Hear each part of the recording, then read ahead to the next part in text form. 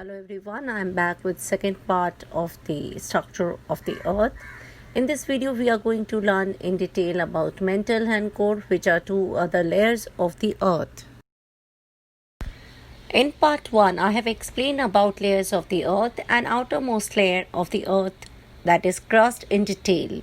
Direct and indirect sources of the crust, seismic waves and its types, with brief of P and S waves. For more details, please watch this video till the end to get the link of the first part.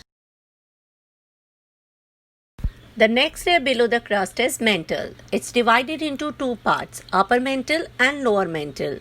It is more denser than crust. The mantle lies directly below the crust, as I said. It is almost 2900 kilometers thick and makes up 80% of the Earth's volume. Chemical composition may be similar throughout the mantle. Temperature and pressure increase with depth, resulting in strength of mantle rock to vary with depth and create layering within the mantle. The upper part of the mantle consists of two layers, lithosphere and asthenosphere. The mantle is a layer of the earth that lies below the crust, as I said before, and is by far the largest layer, making up 84% of Earth's volume. The mantle starts at the Mohorovicic discontinuity, also known as the MOHO. The MOHO is defined as the density contrast from less dense crust to denser mantle, and where seismic wave velocities increases. It consists of dense silicates rock. Both P waves and S waves travel through the mantle. Depths of around 100 km to 250 km arrive later than expected because pressure is increasing, indicating a zone of low seismic wave velocity. In very broad terms, oceanic crust is made up of basalt and continental crust is made up of rock similar to granite. Below the crust is solid, relatively cooler portion of the upper mantle that is combined with the crust to make the lithosphere layer.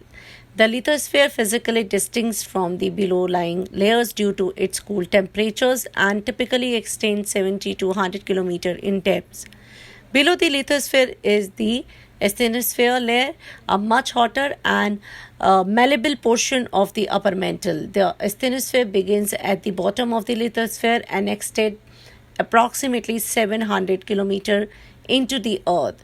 The asthenosphere acts as the lubricating layer below the lithosphere that allows the lithosphere to move over the earth's surface. Mantle can be subdivided into four layers, namely lithosphere 70 to 100 km, asthenosphere 100 to 350 km, upper mantle that is 350 to 670 km, and lower mantle that is 670 to 2900 km. The lithosphere is a layer that includes the crust and the upper part most portion of the mantle. It has part of the tectonic plates that cover surface of earth.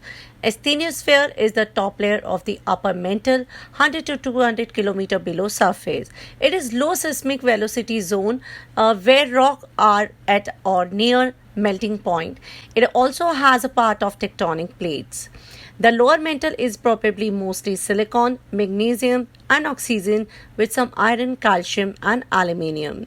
The upper mantle is made up of mostly olivine and pyroxene, calcium, and aluminium.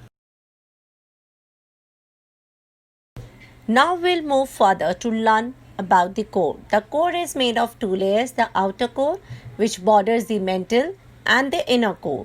The boundary separating these regions called the Boolean discontinuity. The outer core, about 2200 kilometers thick, is mostly composed of liquid iron and nickel. The core mantle boundary is positioned at the depth of 2900 kilometers. The inner core is in the solid state, whereas the outer core is in the liquid state. The core is made up of very heavy material, mostly constituted by nickel and iron. Hence, it is called the knife layer.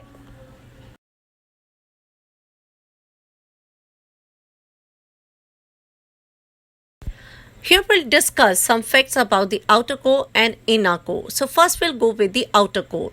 The outer core is the third layer of the earth. It is the only liquid layer and is mainly made up of the metals, iron and nickel, as well as small amounts of the other substances. The outer core is responsible for Earth's magnetic field. As Earth spins on its axis, the iron inside the liquid outer core moves around. Now we'll move further to the inner core. The inner core is the fourth layer inside the earth. It is a solid metallic ball made mainly of iron. Here temperatures reaches extraordinary levels estimated to be between 7200 to 8500 Fahrenheit, or we can say 4000 to 4700 degrees Celsius. Although the inner core is very hot, it is not liquid like the outer core. Now question comes in mind, what keeps the earth's core hot? There are three main sources of heat in the deep earth. First, heat from when the planet formed and accrete which has not yet been lost. Second, frictional heating caused by the denser core, material sinking to the center of the planet. And third, heat from the decay of the radioactive element. I hope you enjoyed this video of the layers of the earth and it has sparked a newfound interest in what lies beneath our feet.